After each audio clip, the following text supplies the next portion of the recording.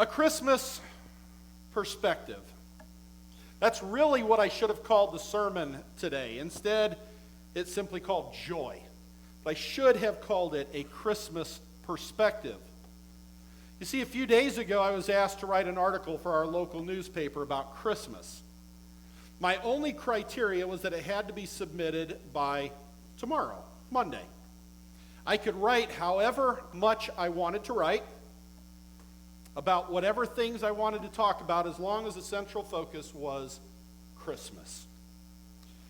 Giving a pastor such a wide open invitation can be dangerous. But Christmas turned out to be pretty dangerous if you think about it. If you think about it from a certain perspective, Christmas was dangerous. And that's what I want to share with you today. Part of the problem we have as U.S. American Christians is that we're used to having everything that we believe in spoon-fed to us. We believe the news reporters who tell us what we should believe about a politician. We accept as fact those things that we read on the internet. And we even believe, without checking for ourselves, what pastors or other Christian leaders tell us about the things that we find in our Bible today. But today I'm going to go easy on you, because what I'm going to share is biblical fact coupled with my personal views. I'm going to share with you a Christmas perspective. Long ago, when I was a little guy, I know it's hard to believe that at one point in my life I was a little guy. But when I was a little guy, I remembered Christmases rather fondly. My mom worked 2 jobs and was working on her master's degree in nursing and raising 3 kids by herself. And I look back on my life, and life was a little bit tough back then, but you know what? I didn't know it. And I remember Christmases fondly because of the stuff under the tree, right? I remember getting my first 10-speed bicycle. Living in California, I was able to get on that bike on Christmas morning and ride around the neighborhood wearing shorts and a t-shirt. That was good stuff, right? Unless you like the cold. I remember the first Atari. Who here remembers the original Atari? Right? Oh, there we go. All right. I was overjoyed to get my first Atari, and I would sit and play for hours on that thing. I remember the night before Christmas, we always got to open one gift on Christmas Eve. And then I would spend the rest of the night evaluating the boxes and the wrappings underneath the tree, trying to figure out what was down there. But what informed my joy of Christmas, what really formed that perspective, was stuff. My Christmas perspective was filled with joy because of presents. Later on in life, my perspective would be changed. Christopher and I spent a Christmas together, and actually I didn't even have him on Christmas Day. His mom and I were no longer together, and I had lost all of the Christmas decorations. I had nothing put up, no tree, not a single ornament in the house. I didn't have a single gift that I could give to my son. Now, he got presents that year from my family. But I remember the thing that really stands out is that my Christmas perspective changed and lacked joy because it lacked presents. It lacked all the trappings of Christmas. And so that changed my Christmas perspective. Years later, I would find myself on the streets of St. Louis. And I may have shared this story before. A Christmas Eve service after church one night, I went out the streets of St. Louis to see if I could find any of the homeless folks that were out and about. And I found a small group of men that had not gone into the shelter that night. It was about 35 or so out. There was that fine mist drizzle coming down. And I brought sandwiches and water and shared that with these men.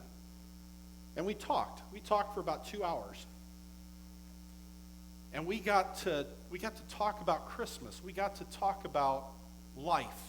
We got to talk about stuff that was important to them. And my Christmas perspective was changed again and was filled with joy because I met Christ on the street. I met Jesus that night, and it changed my Christmas perspective. In our reading today, we encounter shepherds in the fields. We already know the story, don't we? We know this story. But have we ever considered the story from a different perspective? Here we have a group of men living in the fields protecting animals they didn't even own. Sheep, cattle were four-legged wealth to the folks back then. They represented cash. They represented finances to the folks who owned them. But the shepherds that guarded them made meager wages, and they were out guarding other people's wealth. It was a job nobody wanted to do. These were folks who would never have the coolest house, drive the fastest donkey, or dress in the fanciest robes. They just wouldn't have any of that. They were used to having nothing. But that perspective would change, wouldn't it? That perspective would change on one particular night. Who did the angels appear to with this news of unspeakable joy?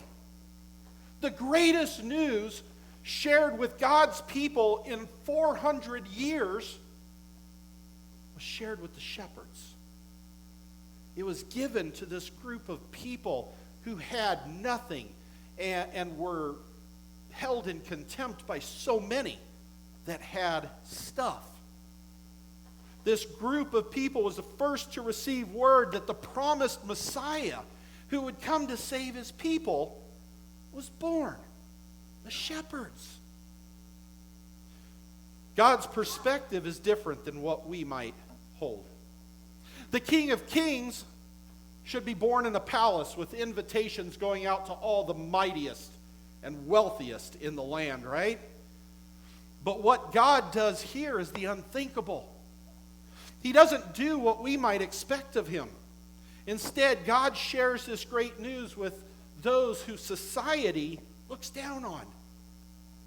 Those who don't have the money to buy enough food. Those who don't have what society says is important, or that don't get invited to all the big parties at the palace. God's plan all along was to share this news with those who would give something in return. Because you know what would happen if this news was shared with the kings and the powerful people? They'd be like, what can I get out of this? What's in it for me? I got to be at this party because all the big movers and shakers are going to be there. But God doesn't do that. He sends his angels and says, go to these shepherds because they're going to give me something of value. They're going to give me the joy in their hearts. They are going to let the joy of their hearts return to me. The shepherds were filled with joy at the news that had been shared with them, and they didn't question God. They didn't wonder what they were going to get out of this, and they didn't try to keep it all a secret to themselves, did they? In verse 20, we read, the shepherds returned, glorifying and praising God. Glorifying and praising God for all they had heard and seen as it had been told them. I know folks who, like the shepherds, might not have enough for themselves, but they share the joy of what they do have with others. They give out of the goodness of their hearts. The shepherds in this story had nothing to give but the good news that had been shared with them. That is all they had. They realized they had been blessed and refused to bottle that feeling up, but instead they allowed others to experience that joy. They returned praising God and sharing the good news that had been given to them. I have gone from a focus on self in the early part of my life to a focus on Christ as I got older. My joy came not from presence or lack of presence, but from experiencing a newly born Jesus on the streets of St. Louis. I received joy when I allowed my perspective to shift to what really mattered. What is it that we've been called to this Christmas season, my friends? I'm sure that if we were to sit by ourselves with none of the trappings of Christmas around us, with none of the distractions and noise of our society, if we were to sit there in quiet contemplation, I think we might find our perspectives shifting. What have we been called to this Christmas season? I've seen some of that response by many of you when I look out at our giving and our mitten trees. That is a fantastic response. I've seen it from those who actually complained that all the tags were gone by the time they got out to the trees, and you contributed to these families anyway on your own. I've heard your responses through stories of transformation over the last couple of years in this church, of your own hearts changed as you've encountered Jesus in a very different and real way. My hope is that your perspective of Christmas was impacted in just the right way this year, as you considered the needs of others first. That's when we move from a Christmas perspective to the Christmas perspective. And that, my friends, should bring you great joy. Let us pray.